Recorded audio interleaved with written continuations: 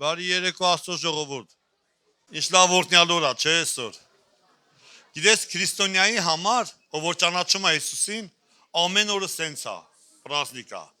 որովհետև մոտ 2000 տարի առաջ մի բան կատարվեց, որի նմանը երբեք մինչ այդ չէր եղել եւ դրանից հետո էլ չի եղել։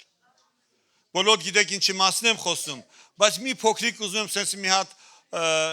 հիշենք ինչ կատարվավ այդ ժամանակներում։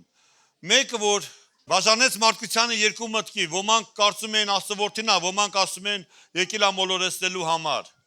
Եվ իրան վերցեցին եւ խաչեցին, կարծելով թե ամեն բան ավարտվեց։ Բայց սա ամեն բանի սկիզբն էր։ Երբ որ աշակերտները վախից եւ դողից վերնատանը հավաքվել էին, հանկարծ հարություն առած Քրիստոսը ներս մտավ։ Եվ առավ կերավ նրանց առաջին եւ ասեց նրանց. Իդեպ ասեմ աշակերտները շատ խառնված էին, չէին հասկանում ինչա կատարվել, որտեղ Քրիստոսի խաչել էին, բայց մարմին իրանք չգտան։ Եվ ասեց նրանց. այս բաներն են, որ ձեզ հետ խոսեցի, քանի որ ես ձեզ հետ էի, թե պետք է կատարվի Մովսեսի օրենքումը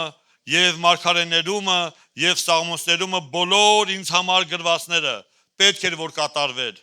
Այն ժամանակ նրանց միտքը բացավ, որ գրքեր իմանան, եւ նրանց ասեց, թե այսպես է գրված, եւ այսպես պետք է Քրիստոսին չարչարվիլ եւ երրորդ օրը մեռելների միջից հարություն առնել։ Ինչի համար է ամենը Տեր հարց առաջանում եւ շարունակության մեջ Հիսուսն է ասում ինչի այս ամենը եւ նրա անունովը ապաշխարություն եւ մեղքերի թողություն քարոզվիլ բոլոր ազգերի մեջ Երուսաղեմից սկսված։